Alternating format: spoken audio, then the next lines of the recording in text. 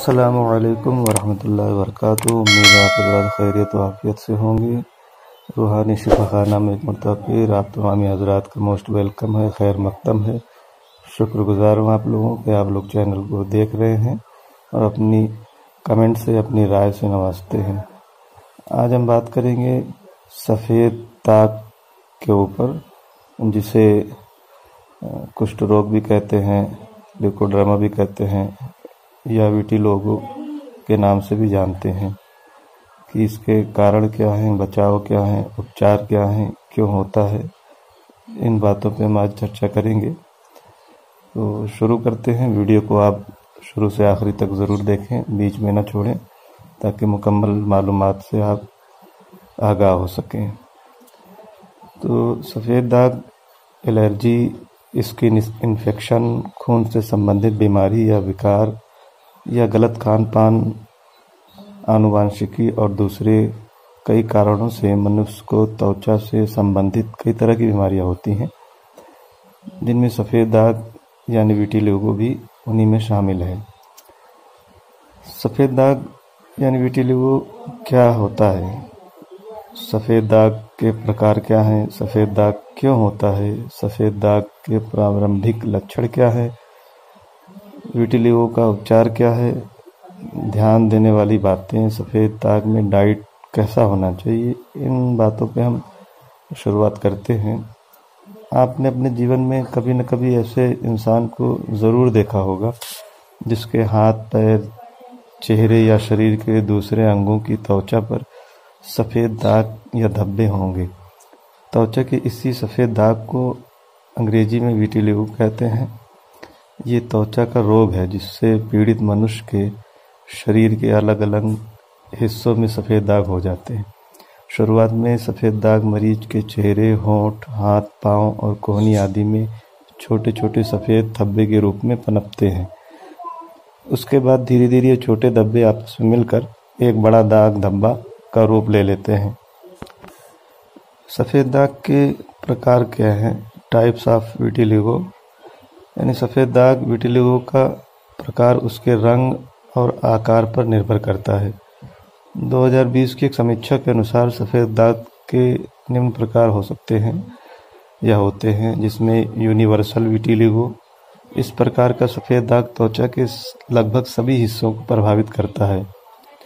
दूसरा है segmental vitiligo, ये शरीर के किसी एक खास हिस्से में होता है। अधिकतर मामलों में ये 1-2 सालों तक बढ़ता है, उसके बाद ये अपने आप ही रुक जाता है। सामान्यीकृत विटिलिगो, ये सबसे सामान्य प्रकार का सफ़ेद दाग है। ये शरीर के किसी भी हिस्से में हो सकता है, ये कभी भी विकसित हो सकता है, ये रुक भी सकता है। फिर एक होता है फोकल विटिलिगो, इस प्रकार के सफ़ेद दाग का आकार छोटा होता है, ये शरीर के कुछ खास हिस्सों में होता है। फिर एक है एक्रोफेशियल विटिलिगो, इस प्रकार का सफ़ेद दाग केवल चेहरे, हाथों और कभी कभी पैरों में होता है। सफ़ेद दाग क्यों होता है, इसके कारण क्या है? मेलेनोसाइट्स नामक कोशिकाएं त्वचा को प्राकृतिक रंग प्रदान करती हैं, लेकिन जब किसी कारणों से ये कोशिकाएं नष्ट होने लगती हैं और अपना काम बंद करने लगती हैं, तो त्वचा का रंग बदलने लगता है। नतीजतन त्वचा पर सफ़ेद धब्बे दिखाई देने लगते हैं। अभी तक इस बात का सही तरीके से पता नहीं लग पाया है कि मेलानोसाइट्स कोशिकाएं क्यों नष्ट होती हैं। आमतौर पर इसे कुछ संभावित कारणों से जोड़ा जाता है, जैसे परिवार में पहले से किसी को ये बीमारी होना, स्वप्रतिरक्षित रोग जैसे कि टाइप 1 डायबिटीज़ या थायराइड का होना, त्वचा को अधिक तनाव, धूप या औद्योगिक केमिकल्स के संपर्क में आना, ऐसा विकार जिसमें रंग त्वचा का उत्पन्न करने वाली कोशिकाएं नष्ट हो जाती हैं। सफ़ेद दाग के प्रारंभिक लक्षण क्या हैं? सफ़ेद दाग का सबसे बड़ा लक्षण है मरीज के शरीर पर छोटे या बड़े सफ़ेद दाग या धब्बे दिखाई देना। इसके अलावा इस बीमारी से पीड़ित मरीज को प्रभावित क्षेत्रों में खुजली हो सकती है। शरीर के जिन हिस्सों में सफ़ेद दाग होते हैं वहाँ खुजली होना आम बात है। आमतौर पर सफ़ेद दाग से पीड़ित मरीज को किसी प्रकार की तकलीफ नहीं होती है, लेकिन शरीर पर सफ़ेद दाग होने के कारण मरीज कुरूप या डरावना दिखाई देता है, जिसके कारण मरीज तनावहीन भावना और अवसाद का शिकार हो जाता है। सफ़ेद दाग का इलाज कई तरह से किया जाता है, लेकिन इसका इलाज काफ़ी बातों पर निर्भर करता है, जैसे कि सफ़ेद दाग का प्रकार, सफ़ेद दाग की संख्या और आकार, इलाज के लिए मरीज की प्राथमिकता। सभी उपचार हर मरीज के लिए उचित नहीं होते, क्योंकि इससे साइड इफ़ेक्ट का खतरा रहता है। यही कारण है कि डॉक्टर मरीज की उम्र, पहले से चल रही दवा, एलर्जी, सफ़ेद दाग के प्रकार और संख्या आदि को ध्यान में रखते हुए इलाज के प्रकार का चुनाव करते हैं। सफ़ेद दाग के उपचार का असर दिखने में समय लग सकता है। अगर कोई ये सोचता है कि 2, 4, 10 दिन दवा इस्तेमाल करने से ठीक हो जाएगा या कंट्रोल होने लगेगा, तो ऐसा नहीं है, क्योंकि बीमारी बहुत जटिल होती है, बहुत ख़तरनाक बीमारी है, तो इसमें वक्त काफ़ी लग सकता है। दवाएं, light therapy, depigmentation, surgical skin grafting, जीवन शैली और खान पान बदलाव। अगर आप सफ़ेद दाग से पीड़ित हैं तो इन बातों को जो बताए गए हैं या आगे बता रहे हैं, उस पर ध्यान देने की ज़रूरत है। सफ़ेद दाग का बचाव करने की नीयत से ऊपर जो मैंने बातें बताई अभी, किसी भी तरीके के लक्षण दिखाई देते हों तो इसके स्पेशलिस्ट से और जो इसके माहिर डॉक्टर हैं उनसे कांटेक्ट करने की ज़रूरत है। सफ़ेद दाग से जो पीड़ित हैं और पीड़ित होने की स्थिति में अपने मन के मुताबिक किसी भी सब्जी, फल का सेवन, दूसरी घरेलू उपायों या नुस्खों, क्रीम, पाउडर, साबुन या दूसरी चीज़ों का इस्तेमाल हरगिज़ न करें। बगैर डॉक्टर के सलाह के कोई भी कदम ना उठाएं। अब सवाल ये होता है कि सफ़ेद दाग के मरीजों का डाइट कैसा होना चाहिए। हालांकि आधिकारिक तौर पर अभी तक किसी खास विटिलिगो डाइट की लिस्ट नहीं दिखाई दी, लेकिन आप कुछ ऐसे कदम उठा सकते हैं जिससे सफ़ेद दाग में फ़ायदा हो सकता है, जैसे कि पर्याप्त मात्रा में पानी पीना और स्वस्थ डाइट लेना।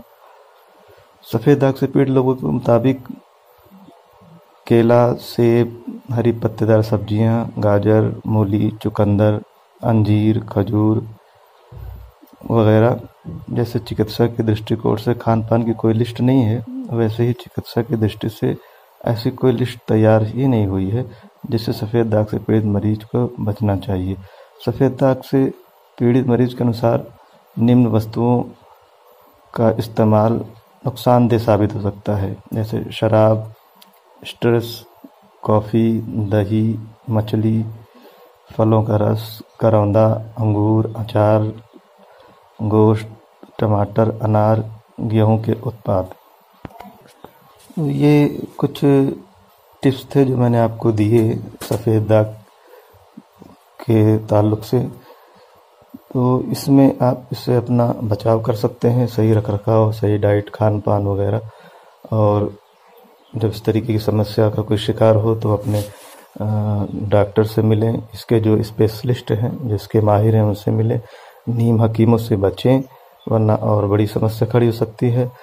सफ़ेद दाग के ताल्लुक़ से रूहानी शिफा खाना में बेहतरीन दवा तैयार की गई है, जो इंशाअल्लाह उम्मीद है कि इस पर 100% कारआमद साबित होगी। अगर किसी भाई को जो इससे परेशान है तो दवा की ज़रूरत हो तो हमसे कांटेक्ट करें, दवा मंगाकर इस्तेमाल शुरू करें। तो ध्यान रहे, अगर सब्र से और पाबंदी के साथ आपने दवा का इस्तेमाल किया है तो आपको उम्मीद रखनी चाहिए कि फ़ायदा ज़रूर मिलेगा। ये ज़रूर है कि टाइम लग सकता है, क्योंकि समस्या जटिल होती है तो टाइम लगता है। और वैसे भी आयुर्वेदिक दवाओं का टाइम जो है वो फ़ौरन नहीं दिखता, ना उसका असर जल्दी दिखता है, धीरे धीरे करके उसका असर दिखने लगता है। तो आप पूरे इत्मीनान के साथ दवाओं का इस्तेमाल कर सकते हैं। किसी भी आपके निकटतम या कोई भी करीबी को ये समस्या हो तो हमसे एक मरतबा ज़रूर रब्ता करें और दवा का इस्तेमाल करके फ़ायदा उठाएं। तो आज के लिए इतना ही काफ़ी है। अपनी और अपनों की सेहत का ख़ास ख्याल रखें। फिर जल्द ही किसी दूसरे टॉपिक पे मिलते हैं। जज़ाकल्लाह।